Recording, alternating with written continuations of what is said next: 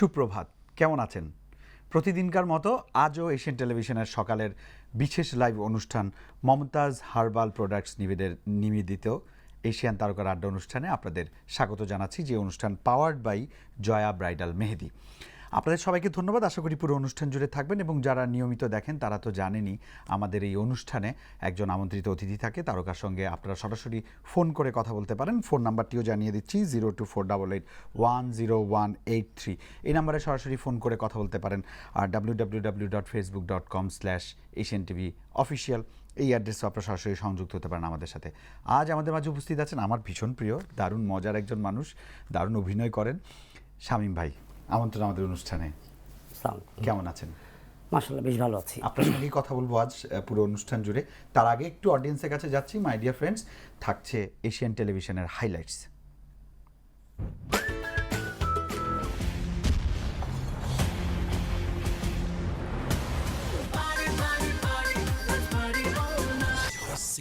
Fair and lovely নিবেদিত Bangla cinema দেখবেন আজ দুপুর 12:15।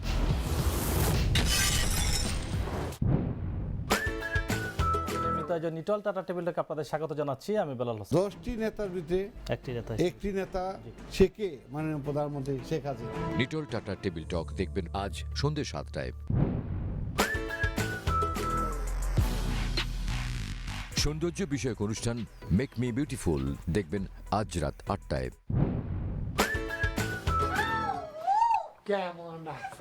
ধারাবাহিক নাটক জোরজার মুল্লুকতার দেখবেন আজ রাত 8:30।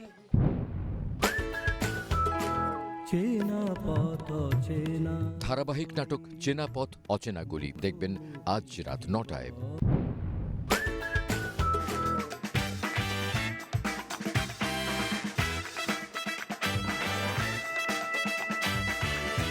ওয়ালটন নিবেদিত ফোনোলাইভ মিউজিক্যাল অনুষ্ঠান এশিয়ান মিউজিক দেখবেন আজ রাত 11টায়।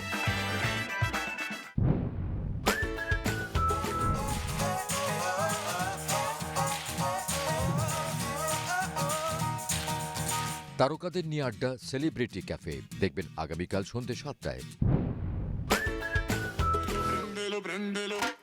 সঙ্গীত বিশ্বের সাম্প্রতিক তথ্য নিয়ে ব্যাকট্রল মিউজিক ওয়ার্ল্ড দেখবেন আগামীকাল রাত 8:30। মিনিস্টার ফ্রিজ নিবেদিত রান্না বিষয়ক অনুষ্ঠান সেলিব্রিটি কুক দেখবেন প্রতি শনিবার সন্ধ্যে 7টায়।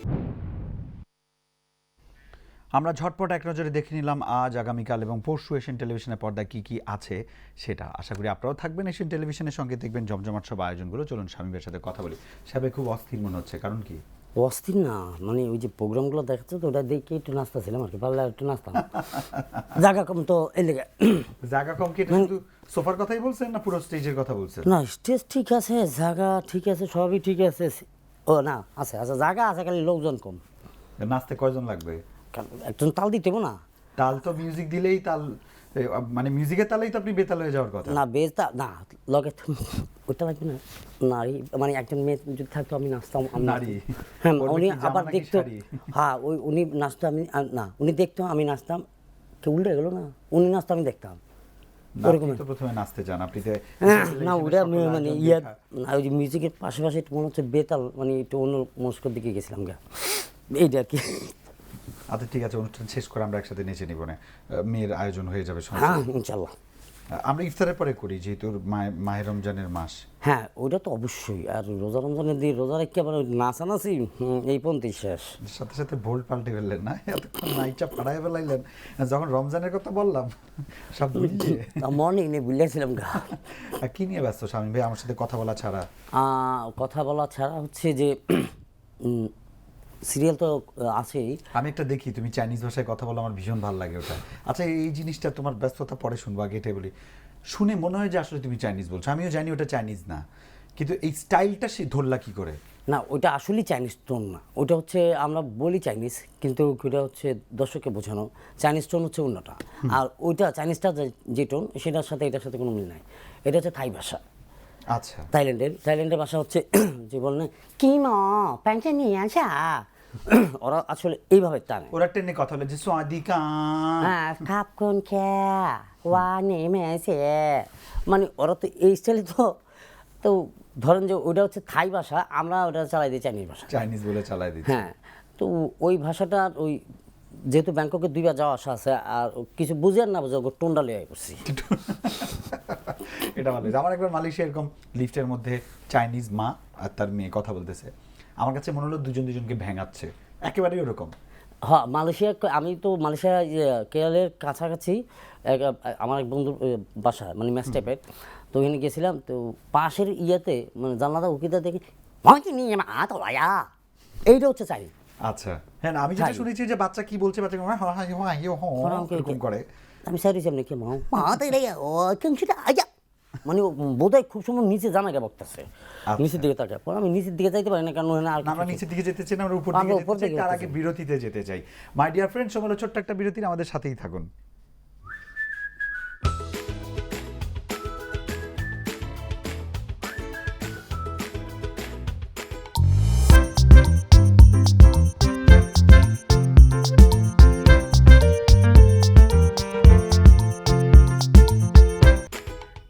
মমতাজ হার্বাল প্রোডাক্টস নিবেদিত এশিয়ান তারকার আড্ডা, powered by Joya bridal limited অনুষ্ঠানে আপনাদের স্বাগত জানাচ্ছি। আমাদের সঙ্গে লাইভ আড্ডায় উপস্থিত আছেন শামীম ভাই।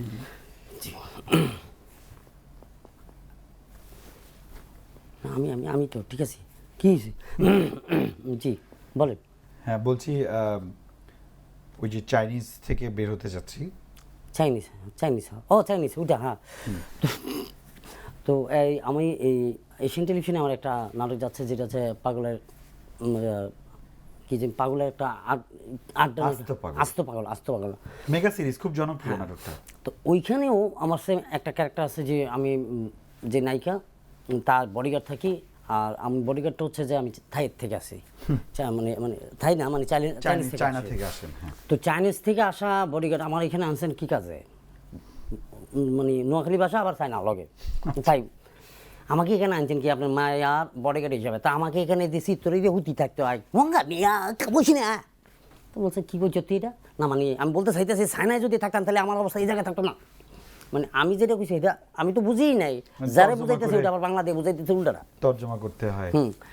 আর থাই ভাষায় যদি আমার মনে করেন কোনো পারপোর্টকে মানে ডায়লগ দিতে হয়, সুবিধাটা বেশি এই জায়গায় যে ওই স্ক্রিপ্টে যেটা লেখা আছে ওইটা তো কই না, নিজের টোনের জায়গা তো এর লেগে যা হচ্ছে মনে হয় তাই কম ফিনিশনে কচিটা আপেলে ঠ্যাঙ্গা ঠ্যাং ঠুং ভাঙাই দিব, ঠ্যাং ঠুং ভেঙে দিব। মানে এটা হচ্ছে আমি আপনার বুঝাই দিলাম যে এর মধ্যে যে বাংলাও মারছি যে তোরা শুধু সময় মতো ঠ্যাং ভেঙে দিব। আমি কিন্তু বুঝে ফেলাইছি আপনার চাইনিজ। না, এটা তো আপনার বোঝানোর লেগে দিছি। ঠ্যাং কি আমার ভাঙবেন? না, মাথা খারাপ। ওকে, এটা ভালো ছিল। আর ঈদে কি কি কাজ করছেন? ঈদে আমার জাহাঙ্গীর ভাইয়ের একটা কাজ করছি, নামটা আমার মনে নাই, কারণ কি আমি এই মাঝখানে কয়েকটা দিন ছিলাম একটু ঢাকার বাইরে, এমন একটা জায়গায় একটা শুটিং এসে তো আপনি চলেও গেলেন। হ্যাঁ, মাঝখানে, হ্যাঁ, কিন্তু এই ওটার কারণে আমার সিন কমে গেছে ওটাতে। হ্যাঁ যাই হোক, এটা পরের বার তুমি পোষাই দেবো না। ওকে, তো দেবই আমি আনে। চিরাঙে গেছিলাম, এই কারণে এই যে কয়েকদিন আগে আসছি। চিটাগং আমার বাড়ি, কেন গেছেন? না, আমি গেছি হচ্ছে আমাদের সোনার বাংলা ট্রেনের যে ড্রাইভার, সেই ট্রেনে আমার খুব শখ ছিল যে আচ্ছা। ইঞ্জিনে করে যাব, এবং সেটা যদি আমার টিকিট কাটতে হয়, আমি টিকিট কেটে আমি ইঞ্জিনে যাব, মানে আমি অফিসিয়ালি যাব। অফিসিয়ালি যাব। তবে ড্রাইভার যিনি ছিলেন, হ্যাঁ, উনি আমার খুব বড় মানে কাছের মানুষ, শাহজাহানপুর বাসা তার। আমি তাকে রিকোয়েস্ট করছি, সে নেয় নাই, কারণ কি নিতে চায় না, মানে আইনের বাইরে যেতে আইনের চান? বাইরে কখনোই যায় না। আমি অনেকবার বলে টলে আমি কইছি দরকার লাগলে আমি ইঞ্জিনের কোন থেকে আমি গাড়িতে উঠছি, উনি নেয় নাই, আমি গাড়িতে উঠছি, ইঞ্জিনেই উঠছি। এবং যখন গাড়ি রানিং হলো তখন আসলে হুইসেল দেওয়ার পরে পিছনের দিকে তাকায় না, সোজার দিকে তাকায়। আমি ওই দৌড়টায় ইঞ্জিনের উপরে টেকছি, ওইটা একদম উনি যাতে না দেখে আমি ওইটা দেখা ওই জায়গায় দাঁড়িয়েছিলাম। তো যাই হোক, উঠছে, যেভাবে হোক আশাটা পূরণ হয়েছে। হ্যাঁ, আসা যাওয়াটাই যেমন 12:30টায় গিয়ে চিরাঙে পৌঁছায়, 5টাতে ওইখান থেকে ছাড়ে। তো এই কিছুক্ষণের জন্য যেমন 12:30 5টা মাঝখানে যে টাইমটা, এই টাইমটা কেউ কাভার করার জন্য ওইখানে চিটাঙ্গেরই একজন ভাই ছিল সেলিম ভাই, তার লগে তাকে ফোন দিয়েছি। ফোন দেওয়ার পরে বলতেছে স্বামী হঠাৎ আছেন, আমি আড়াই হাজার স্টেশনের মাথায়, তা তুই থাকো আমি আসতেছি। তো পলাশ ভাই নামে একজন ভদ্রলোক, উনি হচ্ছেন ওইখানকার সাংবাদিক, আর ওনার একটা ইউটিউব চ্যানেল আছে। তো ওনাকে আবার উনি ফোন করে বলছে, উনি আবার আমার নিয়ে যাওয়ার পরে যাই হঠাৎ জোর জবরদস্তি করে একটা দিন ওখানে থাকতে হয়েছে। একদিনের জায়গায় সেখানে 3 দিন ছিলাম। আর ওইখানে থাকাতে একটা ঝামেলা নিজের থেকেই হয়েছে, যে ইচ্ছা করে থাকলে যে ঝামেলাটা পড়তে হয়। এই যে এখানে ডেট দেয়া থাকে বা যে হ্যাঁ, কাজের সেটা তো আছে। আমি একটু যে কোনো একটা ঝামেলার মধ্যে পড়ছিলাম। ওইখানে আমার যে চিটাগাংয়ের, আমি আসলে কিছু এলাকা না, কিছু আমাদের বাংলাদেশের 64 জেলার মধ্যে 2টা জেলার মানুষকে আমি মনে প্রাণে পছন্দ করে ফেলছি। হয়তো মানুষ তাদেরকে খারাপ বলবে কি ভালো বলবে আমার জানা কিছু না, কিন্তু আমার নিজের চোখে যে জিনিসটা দেখে আসছে সেটা হচ্ছে পছন্দের। তার মধ্যে বলছে চিটাগাং জেলা। আমি ধন্যবাদ এই কারণে দিব তাদেরকে, যে মানুষ দূর থেকে বোঝা যায় না তার অন্তরটা কে কেমন। কেমন, রাইট, মিশতে হয়। আমি ধন্যবাদ দিই পলাশ ভাইকে, ধন্যবাদ দিই আমি আমার ইয়ে ভাই তপু ভাইকে। আর একটা আছে যে অনেকের নাম আছে, আমার না মাথা হুট করে তাদের কথা বলতে পারতেছি না। আমি বুঝতে পারছি, আর আমার বাড়ি চিটাগং তো খুব ভালো লাগছে, গর্ব লাগছে, আমার ভীষণ ভালো লাগছে। আসলে আমাদের মন অনেক বড়, যাই হোক। এটা আপনি কইতেছেন কা? হ্যাঁ, তাহলে তো ঝামেলা আপনারটাই আছে, আমার না। তো যাই হোক, আমি তাদের কথাই বলবো না, বলছি যে ভাই আল্লাহ আপনাদেরকে, আমি নাম হয়তো বলতে পারছি না, কিন্তু আল্লাহ যাতে আপনাদেরকে অলওয়েজ সবসময় ভালো মন্দ, মানে খারাপ জায়গা থেকে যেন ভালো জায়গায় রাখে, সুস্থ প্রোটেক্ট রাখে, করেন, সবসময় ভালো রাখেন, সুন্দর রাখেন, সুস্থ রাখেন, আমরাও সেটা চাই। জি জি। ঠিক আছে, এবার ঈদের নাটকে যেতে চাই। ঈদের নাটকে এই আছে, আর সংকেত আছে করছি, আসলে করছি তো রোজার আগেও কিছু ঈদের কাজ করছি। আমরাও রোজার আগেই তো করেছি বেশি। কিন্তু নাম তো জানি না একটা।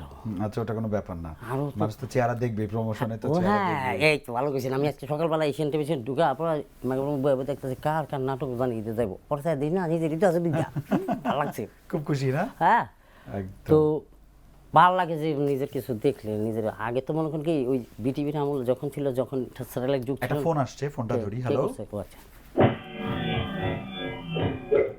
আসসালামু আলাইকুম ভাইয়া। ওয়ালাইকুম আসসালাম। কে বল? কেমন আছেন ভাইয়া? ভালো আছি। আমি নেত্রকোনা থেকে বইয়া বলতেছি। আচ্ছা, নেত্রকোনা থেকে, চোখের কোনা, নেত্রকোনা। হ্যাঁ, হ্যাঁ ভাইয়া। ভাইয়া আপনাকে অনেক সুন্দর লাগছে। ঠিক আছে, থ্যাংক ইউ সো মাচ, খুব ভালো লাগছে। শামীম ভাইয়ের গরম লাগছে। অনেকক্ষণ যাবত ভাইয়া উপস্থিত। হ্যাঁ, আমি শুনছি অনেকক্ষণ যাবত শামীম ভাইয়াকে আমি কিছু বলতে চাই ভাইয়া। আছেন।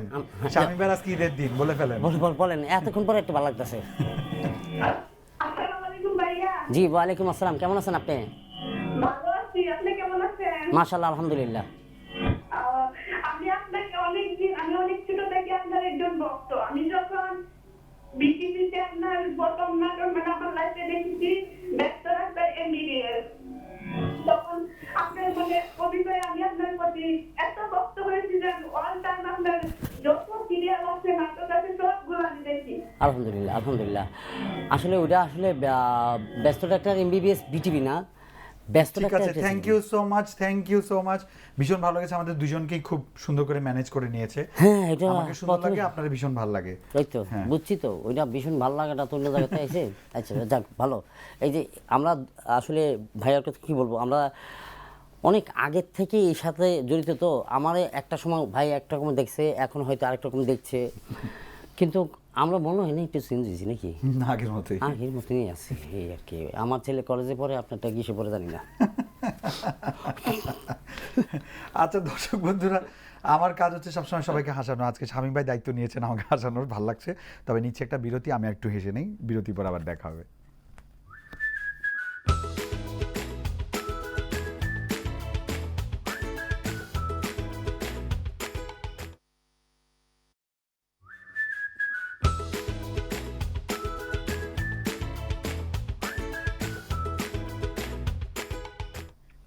মমতাজ হার্বাল প্রোডাক্টস নিবেদিত এশিয়ান তারকার আড্ডা অনুষ্ঠান, পাওয়ার্ড বাই জয়া ব্রাইডাল মেহেদি, আপনাদের আমন্ত্রণ জানাচ্ছি। যদিও ব্রাইডাল মেহেদি এবং মমতাজ হার্বাল আমাদের সাথে আছেন, কিন্তু শামীম এখানে, মেহেদি নাই। হ্যাঁ, তো শামীম ভাই, জি, তুমি তো ঈদের কাজ করো, সারা বছর নাটক করো, নাটকের ম্যাক্সিমামই তোমার কমেডি ক্যারেক্টার থাকে, তো এত কমেডি কই পাও? আসলে কমেডিটা কই পাই বলতে গেলে কি, ওই সব ঘুরে ফিরে একটাই। ওই ধরেন নোয়াখালীতে গেলে একইভাবে দৌড় দিই, বরিশালে গেলে একইভাবে দৌড় দিই। আর বরিশালের যে যদি ধরেন যে নোয়াখালীর ঘটক হয়েছে, দৌড়টা কিন্তু পাঞ্জাবি টাঞ্জাবি মিলাই টেলে দেখে নতুন একটা দৌড় পাইছে না, দৌড়ে একটাই, দৌড় একটাই।